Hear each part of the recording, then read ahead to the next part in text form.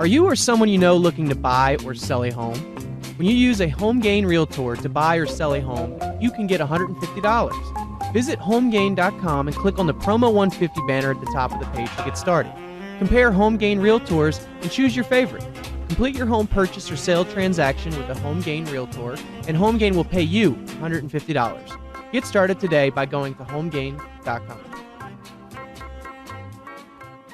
Welcome back, everyone, to Real Estate 360 Live. I am your host, Ryan Sloper, joined by my guest, Cammarosano, the general manager of HomeGain. Quick reminder, the show is designed to build the Washington, D.C. Metro's housing and credit markets by giving you good free advice. If you ever have any questions, concerns, or real estate needs, the best number to reach out to us is 877-245-2030. That's 877-245-2030. Remember, even if you're just trying to buy, your first home, or if you feel like your credit is just not where it needs to be, but you'd like to be able to buy in the next 3 to 6 months, there's a starting point is now. Just my point is to you, don't wait another year or year and a half, 2 years to continue renting to get your financial situation straightened out now.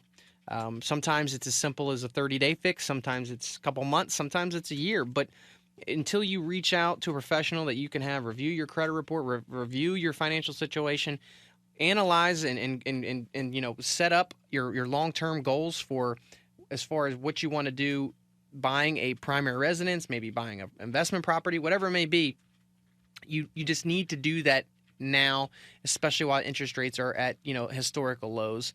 I'm not saying that buying is for everybody, because that's the one thing I don't do. You'll never hear me on here shouting from the mountaintops that everybody needs to buy a home, because I won't do it. However, it makes a ton of economic sense right now if you have the means and ability to do so, to buy property.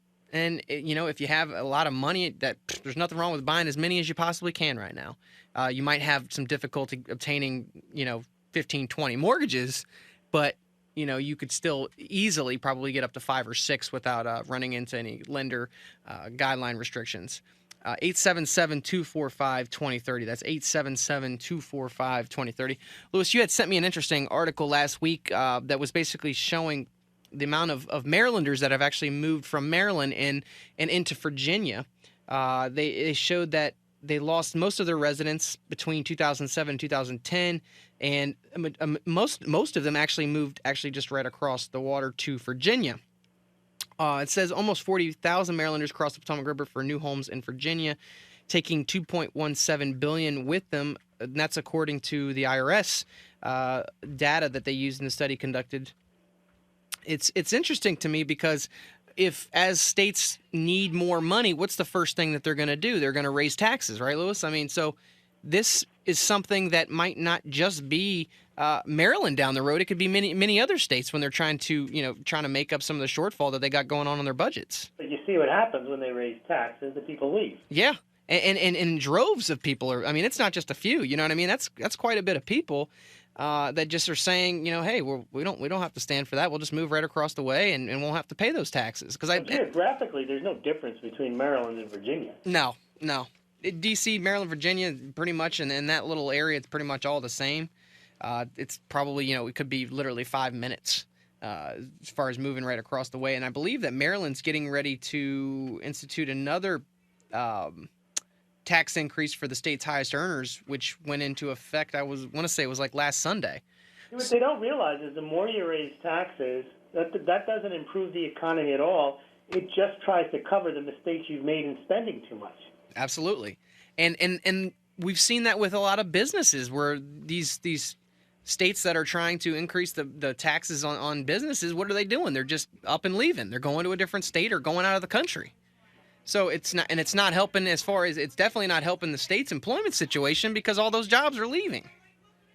So some things like that just, they don't make much sense. I don't know what they're going to do to correct it, but I guess right now Virginia is the one that's benefiting from that. Well, what they'll do is they'll raise taxes even more, because the more people leave, that means their tax base is shrunk, so they'll have to raise taxes more to get the money that they used to get from the people that left. Yeah. Which only leads to a downward spiral. Then those people say, wait a minute, I was willing to stay here. I absorbed the 5% extra. I'm not going to take the 10% extra. I'm going to Virginia too. Yeah. And I mean, I think that there has been a big influx of people into Virginia, because I'd say Virginia is one of those states that has one of the lowest supply of homes on the market. Um, Obviously we've got a lot of the military bases up and down the East Coast in Virginia, but outside of that, there's plenty of government contracting firms. Northrop Grumman being one of the largest, that brings probably hundreds of thousands of jobs here. So it's not much of a surprise to me that Virginia is a leader in a place that people want to move to, and it's affordable. I mean, you could go from one section in the upper end of homes in like the Arlington, Alexandria area, where you're gonna find your $750 million plus homes, but then move maybe 20 minutes south, and you can be in the $200,000 to $300,000 range, and still. Ryan, I had sent to you earlier. Also, just in the last 10 years, the number of people who are leaving the United States because of taxes has increased some dramatic percentage as well. Because the federal tax is really basically the most tax you pay, not the state tax. And as that increases, that's causing people to look for other lower tax jurisdiction countries. I would probably say that trend's going to continue as well. That was unheard of. I mean, you would never think of giving up your U.S. citizenship. And now, yeah, I mean, and now it seems like, okay, well, that's great. We'll just take our money and find some sort of loophole. I mean, obviously, for people that have dual citizenships, they can do that. But I mean, well, if you're dual citizenship, you still have to pay. They tax your worldwide income. Oh yeah, they do. That's right.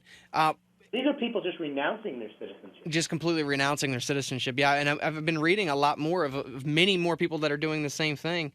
I wanted to cover one more thing before the end of the show. It was an email from one of the listeners, Bobby. He says, "How do I know the difference between a good real estate agent and a bad one?" And I know, Lewis, I'll let you give your view on this too, but I'll answer quickly.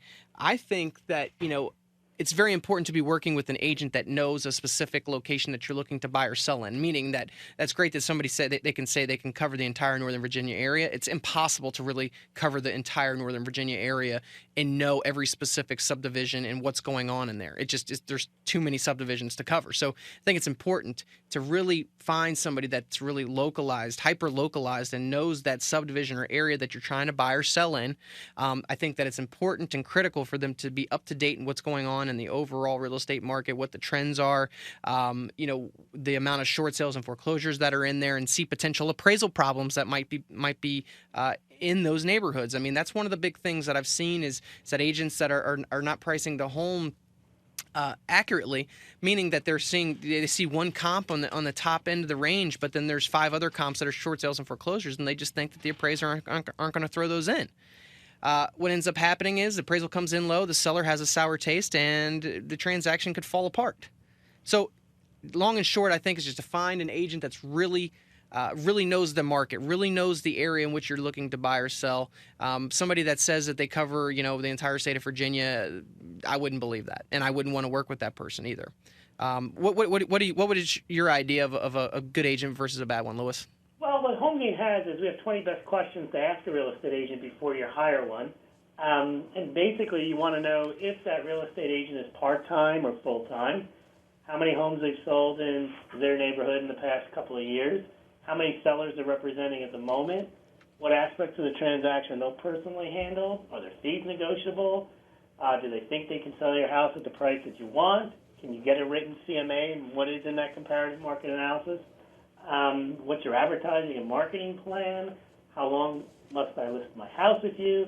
How long have you been a real estate agent? So there's a number of questions you can ask that can help you determine, for your own benefit, whether the person is the right one. And then also HomeGain has a find a compare realtor program where you go to homegain.com and you go to the front page to the find a realtor section, and you fill out a profile of what you're looking for in a real estate agent, and then you allow the agents to respond to your particular questions and your particular needs anonymously. And then if you like one, you can contact that one and decide if that's going to be the right one for you. So you can kind of use those questions in conjunction to help interview the real estate agents that you find on HomeGain and make sure you get the right one. Yeah, and I think that's a great way that they can go about do it. They can do it anonymously and kind of, do a little bit of research behind the scenes, and then also know once they talk to those people what questions to ask them. I think that's a great point there, Lewis. You can't pick the first one you meet. You don't want to just get a referral because he's your cousin or your friend's in-law or something. You want to make sure that the person you're working with can represent you and has represented people like you successfully. Yeah, and I think there's a reason why the majority of people don't, use the same realtor they used to buy their first home or their previous home, because obviously they feel like they weren't that well taken care of. So I think that it is important, like you said, do your due diligence, go to HomeGain, compare realtors, find somebody that you feel like that you're going to be able to relate to, and they're going to do a good job for you. We're coming up on the end of the show. Lewis, thanks again for coming on. I really appreciate it. Guys, we'll be back again next Monday from 2 to 3 p.m. here at WNEW 1580 AM. You're listening to Real Estate 360 Live. I appreciate it. Have a great week. We'll talk to you soon.